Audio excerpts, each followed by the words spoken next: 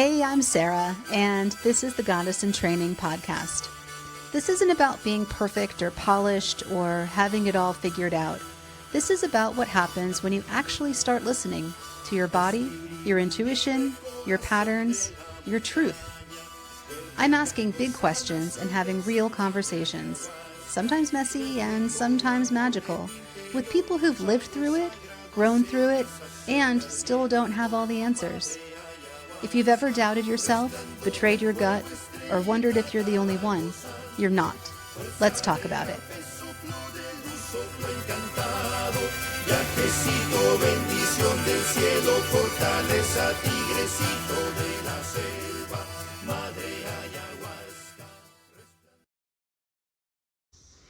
Welcome back. I'm your host, Sarah, and today's episode has been a long time coming.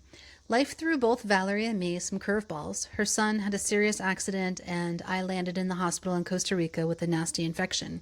But here we are, finally sitting down for a conversation I've been so looking forward to. Valarie Roberts is a quantum energy practitioner, educator, mother, homeschool advocate, leadership coach, and one of the most grounded, powerful women I know. Her work spans everything from early childhood development to adaptive leadership, and she brings a soul-deep presence to everything she touches. In this episode, we talk about intuition, parenting, public school systems, spiritual awakenings, perimenopause, the mental load women carry, and how illness can sometimes be our body's cry for alignment. We also talk about her work with energy circles and quantum healing and what it really means to create a family culture rooted in love, freedom, and truth. It's a warm, layered, deeply personal conversation between two women who are finding their way back to inner knowing. I hope you'll feel right at home here with us. Let's dive in. Welcome back to Goddess in Training. I'm Sarah, and today I am joined by my friend Valarie Roberts. And Valarie and I, we had meant to do this interview a while ago, and we both have had a kind of crazy month. I think we might get into that a little bit, but we had to cancel at the last minute because Valarie's son had an accident, and then I had an infection in Costa Rica. But we are back. It doesn't seem any different to you, my listeners, but to me, it feels different. Valarie, thank you so much for being here, and I'm so excited to have this conversation. I have done a quantum energy session with you, and I have also been to 2 meditations with you. We just finished one, so I should be a lot more grounded than I am, but we were just talking about the planetary alignment and the new moon, and I think that's feeding into some of the energy in myself and elsewhere today. But thank you. Thank you so much. And thank you so much for offering so much to this community. I've talked a lot on this podcast about how we're in this space where we need community so desperately. And you've put so much energy into bringing people together. And so thank you. Yeah, thank you. My pleasure. I'm so excited to talk with you. I've been looking forward to this. Tell me a little bit about your journey and how you've gotten to where you are right now. And I've been thinking a lot about anchor moments, those moments in our life that feel like would happen regardless. And for me, my intuition fed significantly into those anchor moments. I'm curious, what have been those anchor moments in your life, and how has your intuition played into those moments?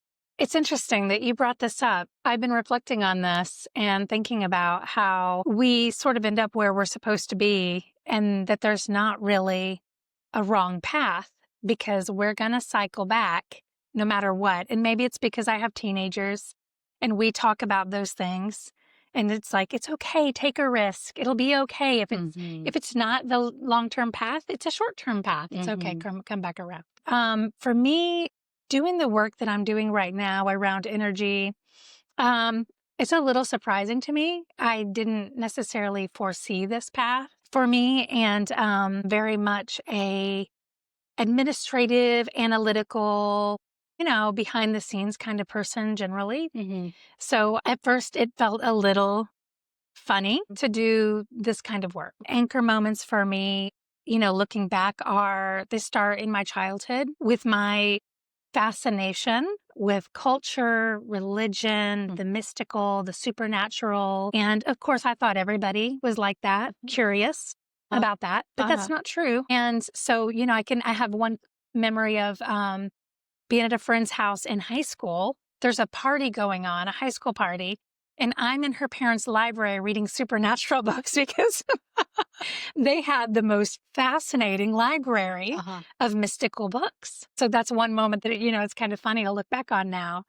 And then in college, I grew up in the Midwest, Bible Belt, maybe not as heavy feeling of a Bible Belt as it feels here where we're at in Virginia, which is kind of edging on the South. Right. It feels a little more intense here than it did there. It just felt like that's just life there. And it was kind of just an accessory. Of course, everyone went to church. Right. Like, what church do you go to? Oh, I was always curious about it. But when I got to college, I had the freedom to take electives that, squelched my desire for curiosity about these things. So I took a lot of courses on world religions and spirituality and cultural and psychological and mythological types of classes every chance I got. Because I had so much curiosity about how the world worked outside of what we're told in like history or Bible classes. So that was another moment. And I clearly remember coming home one day and having a conversation with my dad, who's a grounded Christian, but a very open-minded man, non-judgmental. And, just spilling out all of these things I've been learning. And I could see the fear wash over. Like, he's like, what? And What did this imagine? I'm paying for this? He's thinking like, my daughter's going to burn in hell. Oh my gosh. He's like, what are they teaching you? But I was just so curious, sharing all these stories I learned from all these different cultures. For example, like all the nuances within like the Muslim Islamic traditions. And so that was interesting because, then my dad had a need to like anchor me back, like, whoa, come back here. Let's talk about these things. And to honor him, I could feel myself pull back a little bit, at least in what I would talk about openly. Of course, Yeah. And so then, then I went on to a career in education for 23 years and largely lived a very monotonous, rote life in that field and didn't have the time and curiosity to expand. So 0 years always have a big effect on me, like a review of my life kind of effect. And so when I was turning 40, that was a time when I was like, I'm 40. I probably need to figure out do I want to keep doing with my life what I'm doing now? And what else do I want to know? Like, what else do I want to be curious about that I haven't been for the past 20 years since college? And that is really when I kind of just let the floodgates open. And I just got into the flow. I learned how to get into the flow and how to let go of fear, not completely, but a lot. And explore things without fear and with curiosity and start incorporating more and more of those things into my life. So those are 3 sort of anchor moments, I think, for me that have brought me to where I am today and my open-mindedness and some of my beliefs that allow me to focus in on what I want to share. It's so funny. I was a religion major in college, and my freshman seminar was called The Way of the Shaman. And, one of those things that I was like, oh, that sounds kind of neat. That was an anchor moment. I learned so much and it became so ingrained in me. How has that informed your practice right now? Because you work so much in the quantum field. And what is your perspective on organized religion today? I believe that the core of all religion is to teach us the ancient truths that we carry in our soul. I believe we carry the truth in our soul. We all know the truth. And the original intentions are positive and good to teach people some of these things. I think that, unfortunately, many people experience religion as suppressive and damaging because certain people in power will pervert religious texts for power, for personal power and gain without consideration of, the population at large or the religious sect at large or whatever. So for me personally, I have a respect for all religions because I feel like this is the conversation I was having with my dad in college. And he's like, whoa, there's only one. And so I have a great respect for those wisdom carriers and what the religions are trying to teach us. But at the end of the day, I am obsessed with what we're learning about the scientific manifestations of what we know religiously and how we're able to interpret that into actions and activities and energetic work that we can do regardless of our religious beliefs, right? And how this time that we're living in right now is, to me, amazing and beautiful. I know a lot of people are like, oh, it's horrible times. I completely disagree. I think this is an amazing time because we are watching the truth of who we are in our souls and as humans unfold in all of these different ways through all kinds of religions, through all kinds of spiritual practices, different humanitarian actions. And scientifically, we can study it with energy and I love the work of Dr. Joe Dispenza, all the research he's been able to put behind monitoring this energy through, the Heart Math Institute, through UCLA, different things like that, to kind of explain what is happening in the physical, in frequency, as told in stories through centuries in religion. To me, it's all one and the same. And I love it. I love that we live in this time where it can be explained in both ways. I agree with you, and I say that all the time, that I'm just so grateful to be alive right now, as challenging as it is. There's just so much excitement, and it's palpable all the time, and you kind of can see other people awaken and collectively people awaken. And it makes me wonder, we went through so many centuries of religion dividing us, and I would say even the scientific community has in a way become a religion to some people and has been used again to divide us in a lot of different ways. And I think we're at this moment where we're seeing so many similarities between all of these different modalities and languages. My question is, has your dad evolved at all? Like, do you still talk to him about these things, and how does he feel about the work that you're doing right now? Yeah. So as a, 18, 19, 20-year-old, I wanted my dad to feel safe with me at school. So I would back down and just keep my mouth closed for the most part. And now, you know, my dad are my dad and I are closer in age now than I felt that we were at that time, right? As you get older, you become peers. And so I'm very open with him. And, he's, I think, more open-minded about it now, less fearful maybe about it now. And I'm working to bring more and more opportunities for parents and my brothers to experience some of the things I'm experiencing without being disrespectful to him. I'm just at this point in my life, I'm not willing to water down who I am anymore. I respect my room. I have work that I do for other agencies and organizations. And when I'm in those places, I respect the modality that they operate in. Of course, and I'm going to speak in their terms and so on.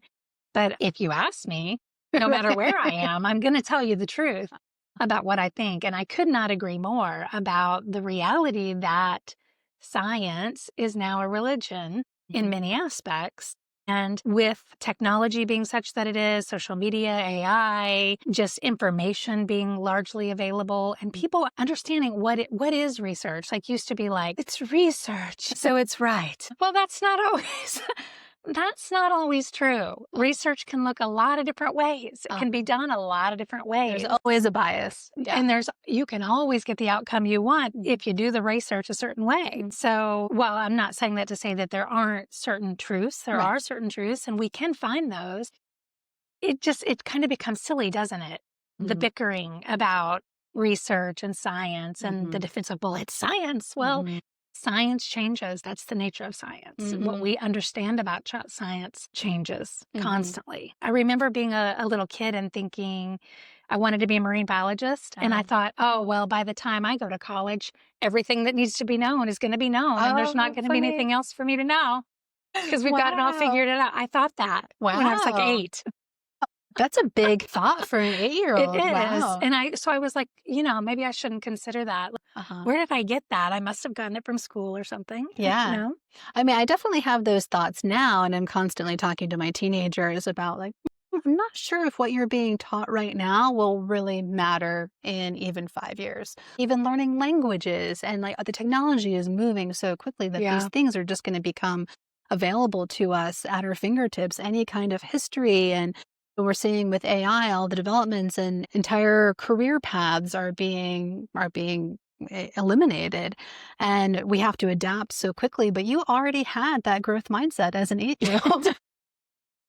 Yeah, I'm not sure how helpful it was at the time. I don't know. And now I think like we think as humans we know everything. We know nothing. We know nothing. Like and I even now like I feel like I am so honored and humble when people want to come work with me and play with me in this way energetically. I believe that what we're doing here works because other people are going out there and doing the scientific work to show us like, hey, look, we can see it. We can see it on this computer happening. And that gives me a sense of that it's effective. It's enough to convince me to keep doing it and to help other people do it. But, what do I really know? I know like so little. Yeah. Like I value and I like the fact that these things are being studied scientifically, but to me, I'm in this place where it doesn't really matter. I don't Right. know that all these things, because we've been around this block before, and all it is I think it just is giving people language and certainty around the unknown.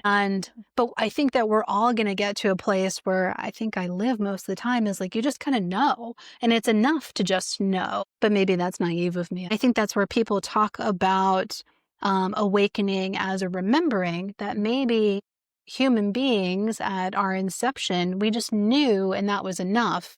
And then we muddied the waters with all of this uncertainty and data and the need to explain the world around us. And now we're kind of simplifying things again, in a way, simplifying, but with a lot of complexity.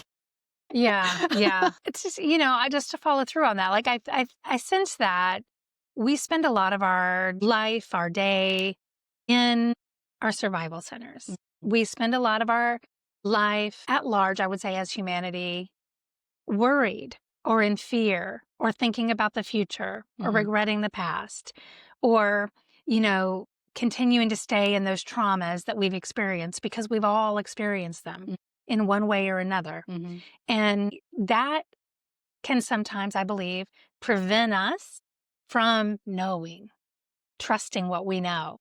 I know for me for a long time it did. I would have a gut feeling or an intuitive feeling and I didn't trust it, I guess because I had been taught not to. Like, Mhm. well no, here's what the book says. Here's what we do. Here's how it goes. So, let me preface this by saying I've been babysitting, caretaking and watching children since I was 5. Oh, we have that in common too. I love kids. They're perfect. They're innocent and wild and crazy and perfect. I've been doing that my whole life. I've always been drawn to their energy because it's real and Mhm. free and just crazy. They just are who they are. So I majored in early childhood education because everything was already known in marine biology. So I didn't need to do that, right? But so I majored in that. Okay. And a lot of what I studied was brain development, human biology, social, emotional, well-being. So, like I was an expert in children. Have we established that? I Yeah. was an expert in children. And then I had children. Mhm. And I remember like, okay, when I had my first child in 2002, I didn't even have a cell phone. Okay. Yeah. I know that's hard for some people to grasp. I did not have a cell phone. And then when I had my second child in 2007, Facebook was just starting. Like I remember making a Facebook account while I was nursing her one day, Uh-huh. Yeah. right? And thinking like, what is this craziness? So we were then where we are now with access to all of this stuff. And as things would come up with my kids that would concern me, I would resist what I had learned was true. Other voices were telling me otherwise. And I was resistant to trust my own instincts. And that kind of pisses me off now. Now looking back, sad that I had gotten to that point when I was having those babies and I should have felt so confident. And I hate to say should have, but I wish I had felt more confident and I wish I had trusted myself more instead of letting external voices of wisdom try to tell me how I should do things and to doubt myself. And, fortunately, over time, I became more confident. And as I aligned with more people who did trust themselves and I learned to trust myself more, that got easier and easier. And now I'm very, opinionated in my beliefs about parenting and child rearing and things like that. And I'm happy to share it with anybody who wants to hear it. But it took me again, that was beat out of me, not physically, but, through school, through culture, through society, through my religious upbringing, trusting, knowing, going back to what you were saying about we just know that I lost that for a long time. It has taken me years to get back to a place where I feel that we all have the birthright to be at our entire lives. I want my children to feel that always. I don't want them to lose that knowing. And, that's my work as a parent, is to make sure that they can access that knowing. So what kinds of things helped you along that path of reconnecting with your intuition?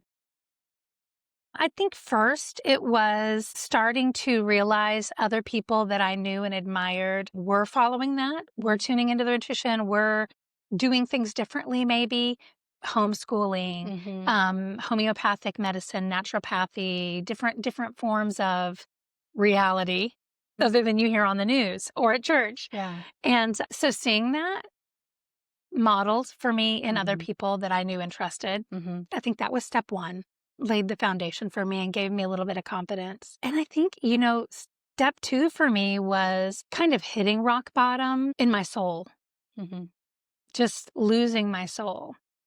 So after 20 years in education, I was just soul crushed and felt like, what do I know?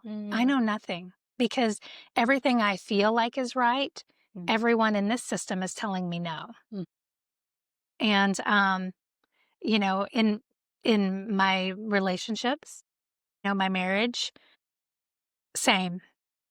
I feel this seems wrong or right, but everyone is telling me something different. And just that imbalance, that misalignment with that, I just had to start questioning everything. Yeah. And I'm so grateful that I did.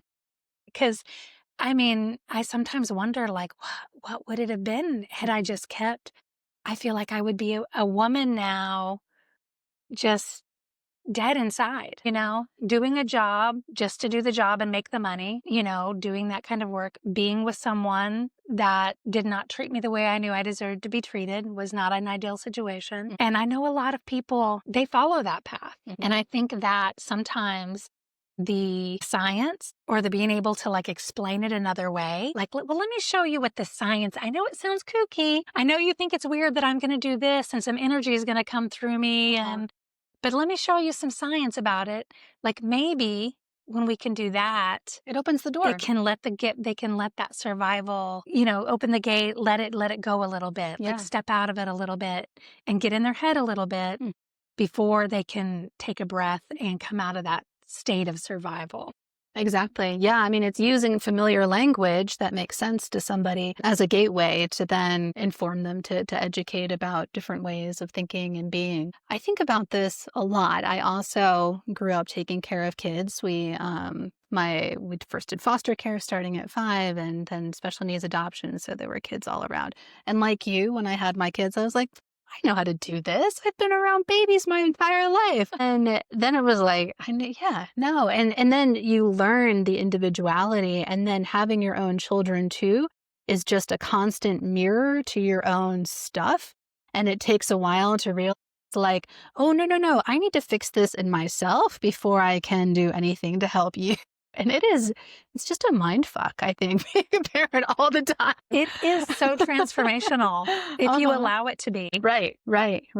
But like you too, I mean, I was more in the holistic way, and I think I'm just a stubborn person, and I'm like, well, I'm not gonna follow the the path that's set out for me. Like, I always question everything, and I was living in Northern Virginia where there was a lot of that holistic moms groups, and so I was entrenched in that world early on. But I still was confined by the structures of society. I Mhm. had to work, and I knew in my gut that my son, he needed to live on a farm and be lifting heavy things and using his body, but he had to go to preschool. He had to go to Yeah. kindergarten. I don't regret things. I believe we're exactly where we're supposed to be in every Yeah. moment. But looking in hindsight, if I had been able to give him that, and he wasn't reading until fifth grade, and I think that's an indication that he should not have been in a classroom until Right. fifth grade. Right. And then, what damage was done, what traumas were put on him, forcing him into this space that just was not for him at that point in time. Mm. So, as a homeschooler and an educator, talk a little bit about these constraints that we're putting on children and the Mhm. long-term effects, and how parents who feel like they don't really have many choices, how maybe they can broaden their possibilities for their own children at this point in time. Mhm. The first thing I'll say is the first thing I say to everybody that I work with, like as an advocate or an evaluator. If you can homeschool, do it. If you can do it in any way, shape, or form, no matter how ridiculously non-normal that looks or you think that it is, Yeah. do it. If you are in a loving home and your children have access to food and nourishment and your love, that is all you need. Yeah. That is that is it. Okay, so that's the most important piece for anyone to know.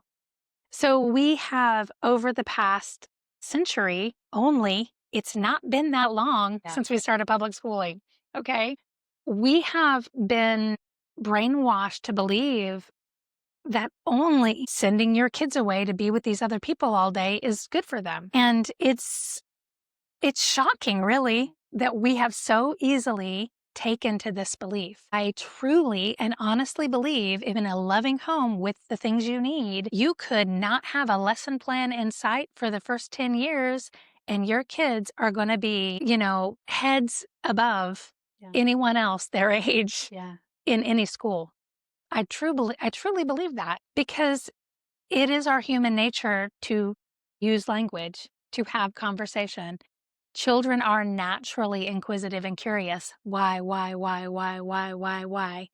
all know that to be true. That happens as soon as they can start talking. They want to talk. Last night, my daughter's boyfriend was over and they were going to give his almost 2-year-old a bath. He had never said bath before, but they're like, "You want to go get in the bath?" And he goes, "Bath, bath." And he just started saying it. That's what children do. Yeah. They naturally want to learn and mimic you. So if you are loving them and talking to them and, whatever your day looks like, they are going to absorb it and pick it up. So parents often feel like, I'm inadequate. I'm not trained to do this. I don't know how to teach kids how to read. I don't know how to teach math. What am I going to do when they start algebra? I don't remember any of that. What if they're really smart and they need calculus and physics? And oh my gosh, and then when they need trigonometry? And then we spiral into this horror that we have to have the next 13 years of their life figured out today while they're 2 years old. And then we panic and we're like, I'm just going to send them to school. They know what they're doing there. Well, here's the truth. They don't know what they're doing there. How do I know this? I spent 23 years there. I I spent 23 years in the classroom. I spent years as an instructional coach teaching teachers how to teach. I spent years as a testing administrator, a reading specialist, a gifted and talented teacher.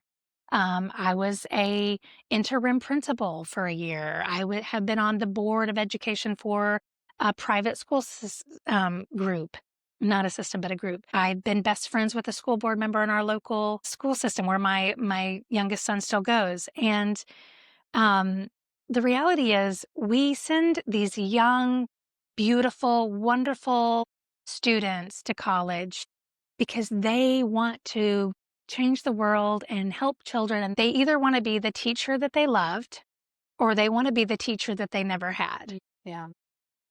And they either can do better or they love this person, they want to be that person. So they're idealistic, and we're always going to have an endless amount of children who are willing to go be teachers. Okay, so don't think that like, oh, well, someday they'll just stop. No, there'll always be someone who thinks like, I can fix it. I'm going to go, I'll fix it. I mean, that's kind of what I thought. Yeah. So, but they go, and for the most part, they learn a few things about behavior management. They learn a few things about their content area. Fortunately for me, I actually learned about holistic development. So I learned about the whole person. And then I learned how to teach reading and how to teach, I learned how to teach.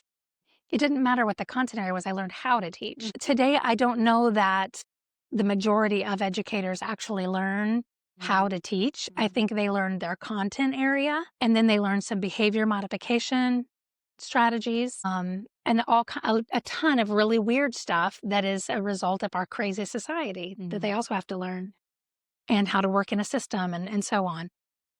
Yeah, there are people out there who know how to teach trigonometry, but guess what? They also tutor homeschool kids after school. Well, And they don't make enough money. because they don't make enough money teaching in public school for the most part. Yeah. And then a lot of teachers will go into administration because they need more money to survive. It's not because they love kids. It's because they can't think of anything else to do. And believe me, when in many, many areas across the United States, especially, the education system is one of the largest employers, right? If you're not in a major city. So to leave education to go do something else, very difficult thing to do unless you just have a really superb skill set that's unique. So it's hard to leave education once you're in it. So what do? They go into leadership, and they, replicate the poor teaching that they did at a higher level. And then this just becomes systemic. Then they become superintendents. So what I found was that like the teachers who go into teaching do it for the right reasons, and then they get stuck. And even when they realize that they can't make the change that they want to make, I mean, I've had principals stand in my door like this because I wasn't doing it the way the system wanted it done, which I knew wasn't for the best interest of the kid. There's no right or wrong way to homeschool. You find out what the legalities are in your state. In Virginia, you send in a piece of paper that says, I'm homeschooling. It's called a notice of intent. And then you just do it. And it can be signing up for an online program. It can be going to a homeschool curriculum fair in your town. When I started homeschooling 20 years ago, there were like 10 of us, and we met at the big church in town to do our test at the end of the year. There was almost nobody. It was very freakish, and everyone thought I was super weird for doing it. And I was a teacher, so really weird. But now it is like almost 10% of the population of children in my county are homeschooling. Wow. It's huge. Wow. So whether you're religious minded, secular minded, whether you like to do fun, mystical things, or whether you have a homestead and you're going to be working all day, to homeschool, when you take away all of the transitions in the school day, all of the organized moving around the school, the going here, going there, you take away the organized physical exercise time, recess time, lunch time, snack time. We're talking about, 90 minutes of instruction a day. So at most, and that's in most cases. My son, who, needed extra help, he had to have somebody sit there with him, and the actual instruction time that he personally had was probably. Yeah, right. Yeah. So when they're little, like itty bitty, their attention span's 2 or 3 minutes in kindergarten or first grade. And so then what are you doing with all of that time? You're keeping them from hitting each other and rolling around on the floor and wrestling and getting into things they aren't supposed to be into, and all of that stuff. And so as a homeschool family, you can meet the needs. I know families who have like all age ranges from kindergarten to high school happening in the same home in the same day, multiple children, and these parents both work. either in the home or out of the home, but you just figure it out. Mm-hmm. Does grandma need to come over and sit with the kids while you go to work? And then when you get home from work, you do the curriculum, or is the curriculum part of your day? Do you integrate it into, the homesteading work that you're doing? Do you have moments where you stop and say, okay, so we just picked all these tomatoes, let's weigh them. Okay, Mhm. that's this many pounds. How many pints can we sell? You know what I mean? You integrate learning into your day and you teach naturally. And even without any formal education, this is one data point, but my partner in Costa Rica literally grew up in the jungle and didn't learn to read until he was 27 years old, and is one of the most intelligent people in a lot of ways that I've ever met. He knows how to build things and design things, and like this has not inhibited him in any Mhm. way. And he had very, very little formal instruction, but yet living in the jungle, he just told me this wonderful story that he was probably like 6 or 7, and he literally built his sisters a little playhouse with like a working stove in it, and they would like play house. And just the amount of knowledge that you gain by doing and being, that we just lose touch. We think that that's not learning. Right. Living life is learning. Exactly. I'm still learning every day, and I plan to keep learning until I die. Like, that's the goal. I don't think I'm ever going to be like, well, I got it all. Right. Check me out. Like, I'm done. We're always learning. Exactly. It doesn't have to be formalized. Respond to parents who have a fear around the socialization aspect. I would say now that my daughter, both my kids are almost done with public school, that the socialization has been more negative than positive in my That is experience. exactly what I was gonna say. Yeah. I mean, if you wanna get really down to it, the majority of people I know that do homeschool, they pulled their children out due to negative socialization. I mean, once they pull their child out and they figure out homeschooling, they have 100 other reasons they love homeschooling. But, I mean, the whole socialization thing, it's kind of a joke at this point. Maybe 20 years ago when there were 10 of us in the county that met at the church, maybe then it was, I guess, it's still a silly question, but more of a relevant question because there weren't a lot of opportunities. But I mean, homeschool isn't putting your kid in a cave and putting a stone in front of it for 12 hours a day. You're not caging your child. Right. You shouldn't be homeschooling if that's your intention. That's the 1% that doesn't need to be homeschooling, right? Like there are circumstances. I mean, my life hasn't always been easy, and there are times when people are genuinely in survival mode.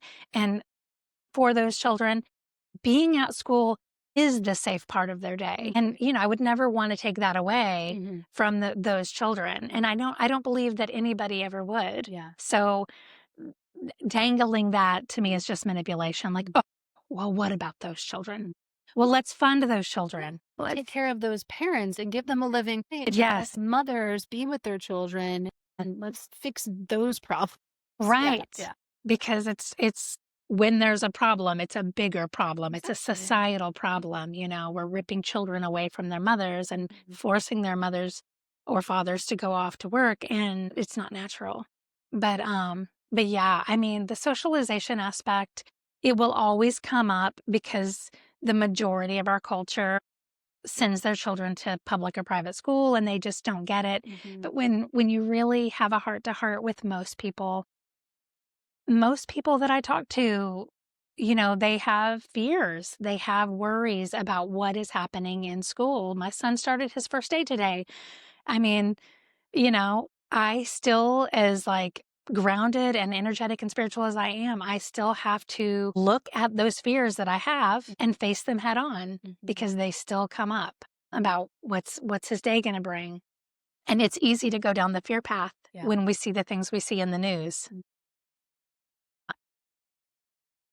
The opportunities for homeschoolers today are just unbelievable, from athletics to social. Any kind of homeschool scenario you could dream up exists. I mean, one of my friends, her kids do like this magical, mystical forest homeschool where they get to there's Harry Potter themed months, and there's all these different fun little themes that just make it like play, but they're learning. Let's pivot a little bit, just a little bit, and talk about women though, because it's normally mothers, stereotypically, and I think in my experience, who are taking on the brunt of homeschooling. True. And how in your experience have mothers balanced oftentimes working and homeschooling and being the primary caretaker and really doing all of these jobs all at the same time. And what's that sacrifice? Yeah. I don't think we can deny that womanhood and motherhood right now, I mean, the spotlight is on it. It has to change. Hmm. Like, we have to transform Hmm. that reality in our culture, in our society. Women do take it on. There's no getting around that. I meet men who do an amazing job, but that is not the norm. And even in some of the healthiest uh, marriages, parenting relationships that I know, it is predominantly the woman who takes responsibility for the parental decisions, at least for bringing the conversations up to have, orchestrating all of the events, managing everything, carrying the mental load for the entire household, everything that needs done, every doctor's appointment, dentist appointment, shopping, household management. It's a lot. It's a lot. But oftentimes for women who can homeschooling from the start, I will, give you this little bit of wisdom if you haven't had kids yet or your kids are very young. When you start out with homeschooling, you make your life much easier for the duration as long as you maintain homeschooling because you create the culture in your home of that system and the way things are. This is how things are. It's interesting.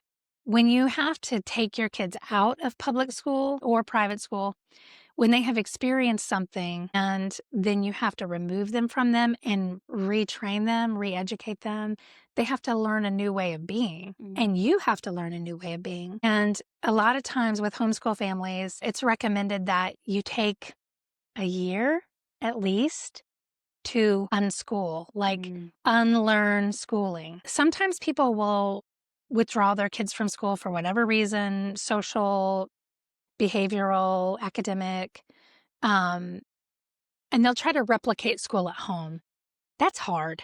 I would not recommend that. Yeah. That's not fun. It's hard on everyone and it's stressful and it's not necessary. And they certainly not like, okay, we start at 8 and we end at 3. I mean, that's just torture. But when you start it and you set the tone like this is how it is, you create procedures and systems in your home that work around having the team there. It's like building an office culture. You're building the culture of the family. Whereas when you're sending your kids to another place for learning, even if it's a co-op, a homeschool co-op, Right.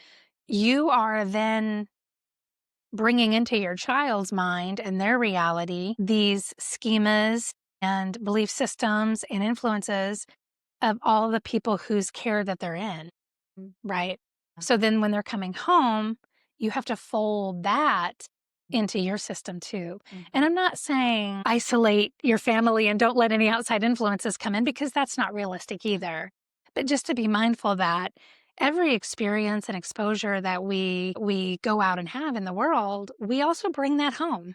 And we need to be really particular and mindful of what we're allowing in the sanctity of our safe haven, of our home, and what we're allowing to happen there. So, yeah, the load is undoubtedly on mom, usually, but I have hope, and I'm seeing hope that the masculine feminine balance is coming back into restoration.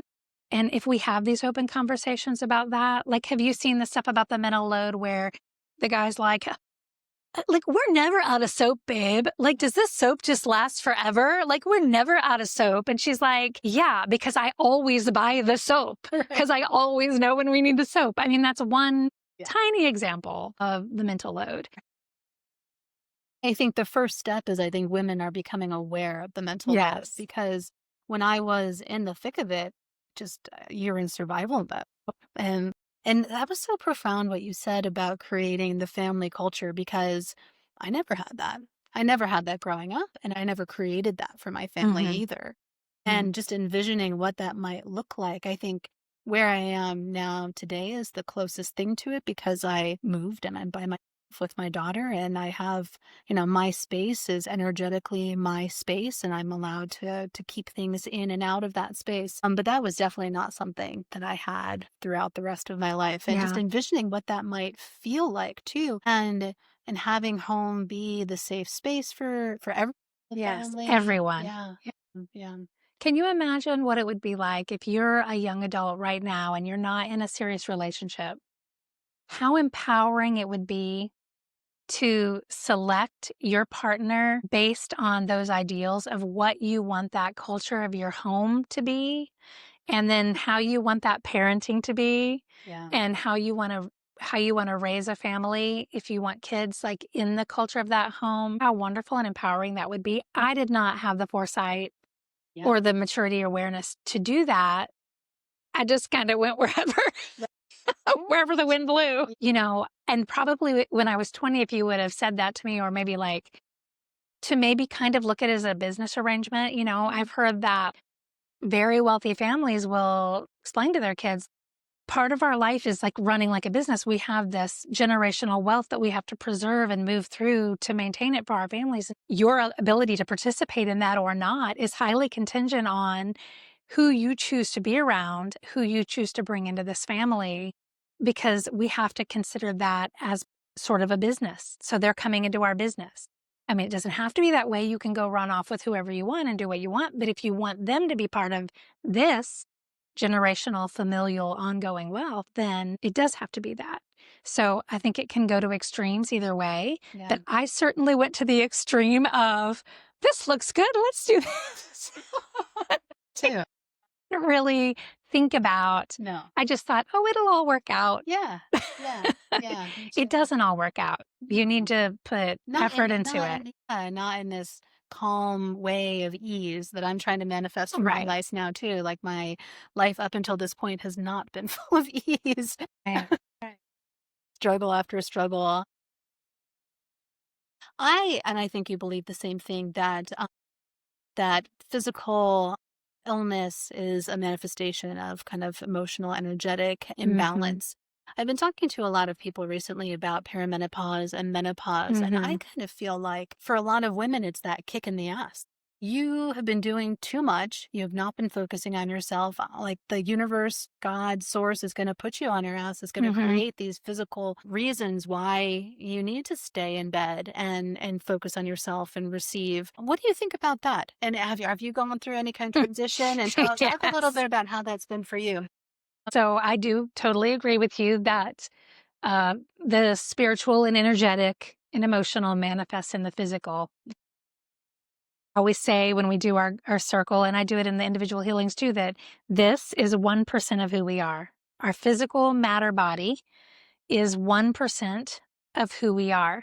So there's organized information in our energetic body, 90 times bigger than this, that's informing our physical matter what to do. And you can have cognitive dissonance and pretend that you don't see it, which is what I did. You can try to reason and logic your way out of things. But the reality is, when you learn how to have connection to your intuition, when you learn how to trust your knowing, and you take the time to communicate with it, you will know what is right for you, what you need to do, if you need rest, if you need to change your diet or whatever. I'm not really a big believer or fan of the idea that every single person on the planet needs the same thing. Yeah. Like people are always writing the book, eat this, do these exercises. Yeah. I don't believe it's one size fits all. Yeah. I mean, we are amazing dynamic creatures with all of this DNA. Have you seen the studies where biology of the men that women have been with remains in her body Oh. and can stay with her and can even manifest in her future children? So we With a are, lot of men. Oops. wildly dynamic creatures beyond like, it's not just mommy and daddy and now, but there's social influences and cultural influence, whatever. But it's not one size fits all. Literal biological. Yes. Yeah. And so environmental. So makes we sense, have yeah. to tune in because your code for who you are the one who can know it best, right? And so a couple years ago, I don't think I'm ready to say on camera what prompted this to happen. That's okay. Maybe next time. Some of my friends will know if they listen. There was a period of time, everything was going great. I was feeling good, whatever. And then suddenly I started to like massively gain weight. Nothing changed in my diet. Nothing changed in my exercise. Nothing changed drastically in my lifestyle. Okay. I started to gain weight. And then I became unable to walk. Like my feet, everyone thought it was plantar fasciitis. We could never find anyone to verify that it was, and I did not have surgery, thankfully, because I don't think that would have helped. But like my feet would like tense up, and I'd feel fine. I'd be walking through the grocery store, and then I'd be like halfway through the grocery store, and I'm like, ow, ow, ow, ow. Like every step would hurt. Like I could barely get groceries. I would dread going to the grocery store. And so like my daily walks, my dog walking, my hiking, we loved to hike. We love to hike around the waterfalls in this part of Virginia. Love that. And some of those are miles and miles. They're not like, 30 feet. So all that stuff I loved doing was out of the question and my feet just locked up. And so there were some dietary things intuitively that I knew. I'm like, I think it's this partly. And so I changed some of that. But ultimately, it was identifying some relationship and emotional stuff that was going on and digging in. Like it was buried. I was pushing down, I was burying, I was not talking about, I was not voicing what I wanted. I was being a doormat. And once I stopped doing that, and I started standing up for myself and my kids and facing this thing that I didn't want to face. Funny thing, I could just walk. I had no more pain at all. Amazing. So, yeah, I do believe. And I think that we subconsciously, we punish ourselves with our health. I think we get in cycles of self-punishment with habits. Like, let's use sugar, for example. Say, you know that you are insulin resistant. You don't tolerate sugar well, you're not metabolically flexible. But you binge on sugar regularly. You know intuitively and logically that this is a no-no, but you do it and then you feel bad. You have this cycle. You binge, you feel horrible, you get another disease, you binge, you feel horrible, you feel sick, you're in bed. It's just a cycle of self-punishment.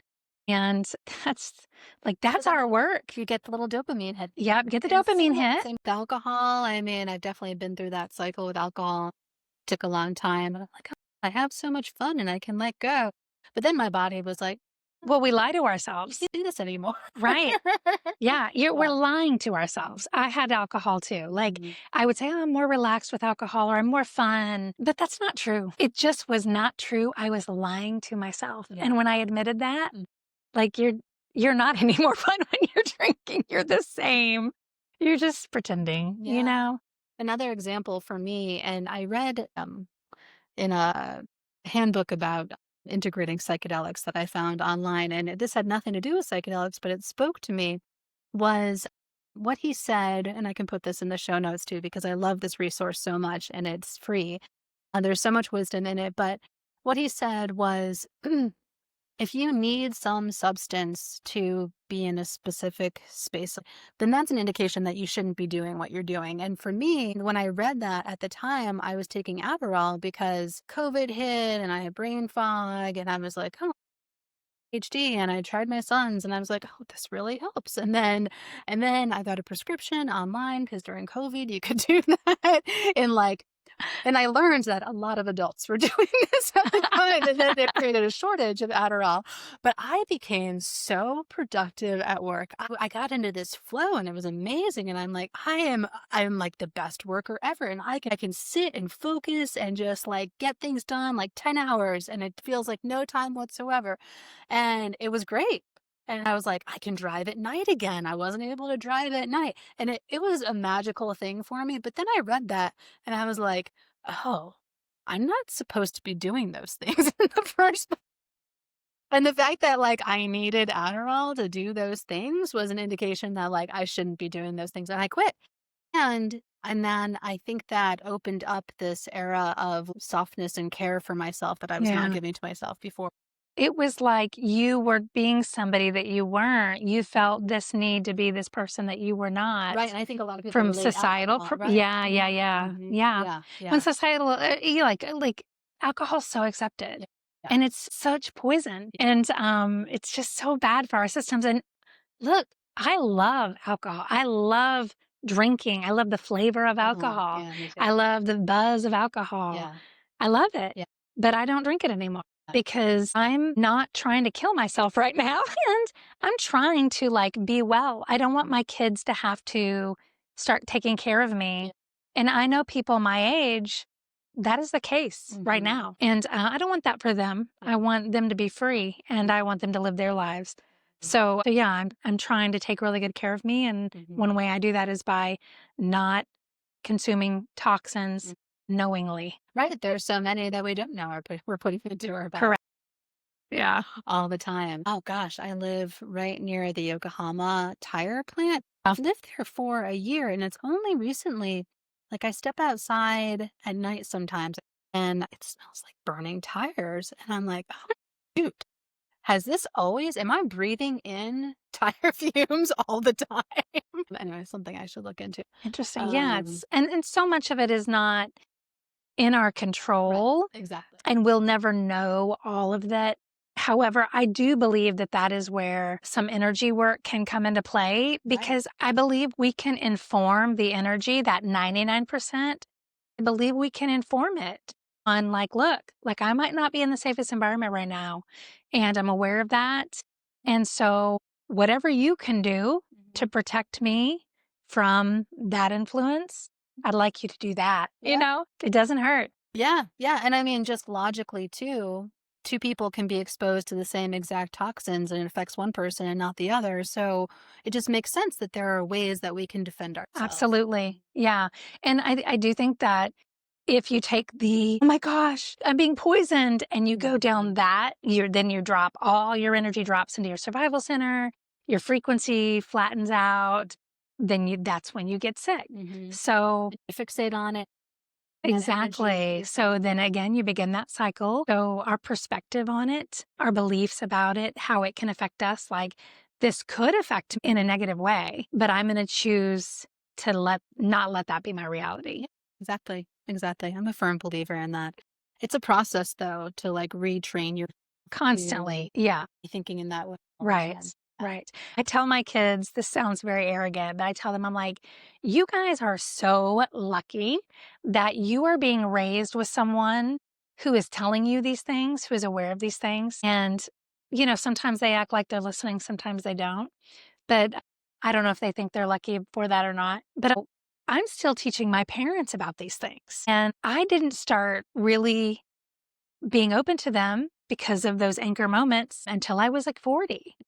So for like the first 40 years of my life, I was programmed with a different software. And now I'm trying to change the software, but the old software still has viruses running all through my system.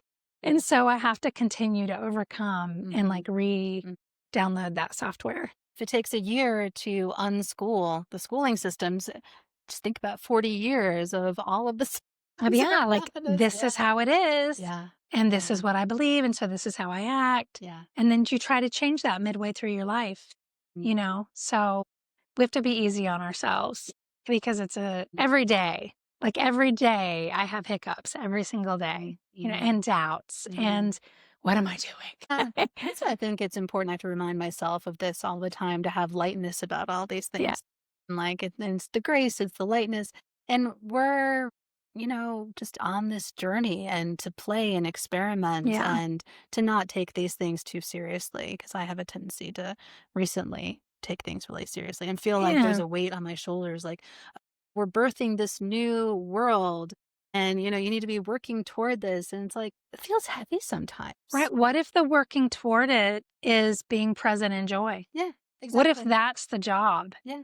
That we're just supposed to be like sipping our tea on our porch listening to the birds and being in vibrational frequency and alignment with them. And having conversations and Yeah. exchanging energy. Yeah. Yeah. I mean, that's what I believe it really is. That's when I feel a lot. Yes. Yeah. And that's your indicator Mhm. that you're on the right track Exactly. when you're feeling good. Yeah. Feeling good is the work. Exactly. So this is going to seem like an odd question, but I see you're wearing an elephant. It's an elephant, isn't it? Uh, I have an elephant. I think there's a shamrock. I was seeing the elephant before. Now I see the shamrock. What significance do elephants play in your life? And I ask this because maybe this won't turn out to be significant, but I had a dream last night that I was playing with a baby elephant, and then I saw your elephant necklace. Really? Yeah. So tell me. Love that. My gosh. I love that so much. Okay. So for several years now, I've been drawn to elephants, and I read a book and I cannot think of the name of it. It was a fictional book, but it was based on, the actual biology of elephants and this couple that came together in Africa around raising elephants. But I learned so much about the biology of elephants and how compassionate they are in their families and how deeply they feel love and how attached they are with their children. Like I could cry right now thinking about it. Yeah. Um, Wow, they mourn, Yeah. they mourn the dead, and they're just such beautiful, powerful creatures. Also, there's a lot of cultural folklore around elephants for certain, communities. So I don't know. It's just been something that I've always been drawn to. I love elephants. There's elephants in my house. I've got a couple elephants on the shelf up here, but my son actually got this for me for my birthday. This was a gift from him because I like elephants and I like jewelry, so he got that for me. So yeah, that's the story. I like elephants and dolphins.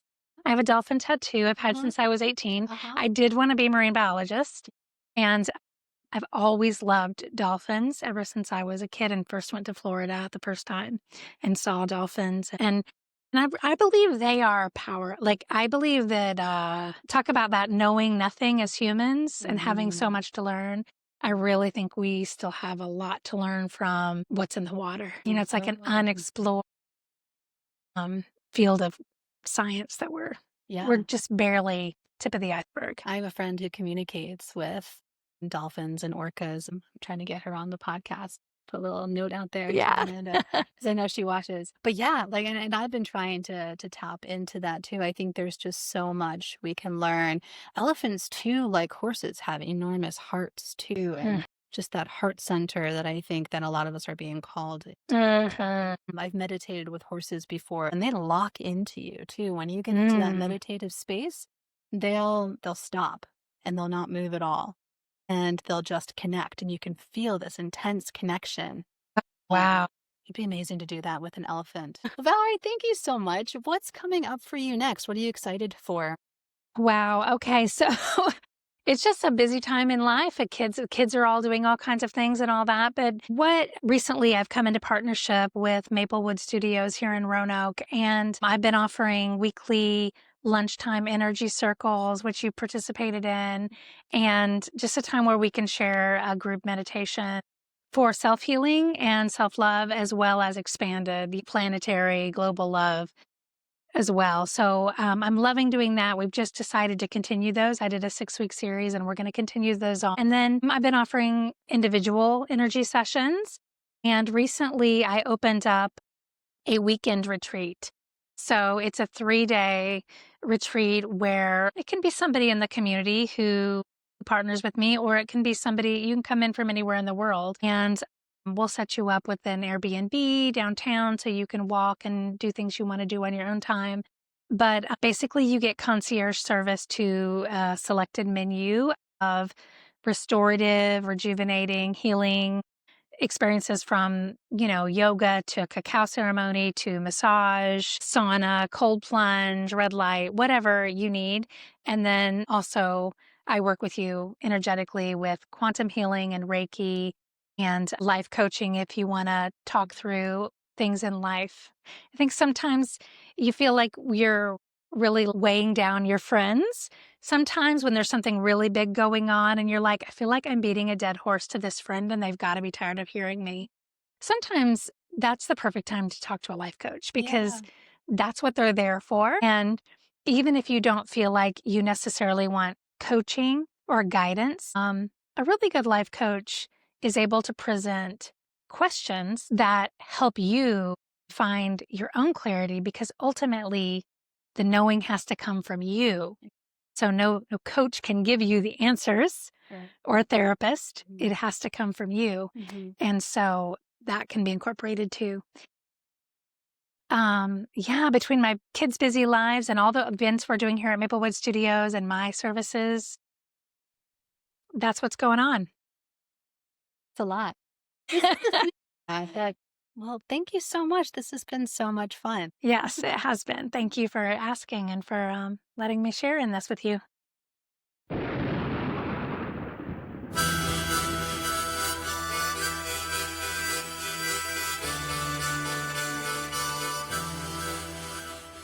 Thank you for tuning in to Goddess in Training. I hope something in this episode stirred your knowing or softened your heart. If it spoke to you, share it with someone who needs it, or leave a review or comment to help others find us.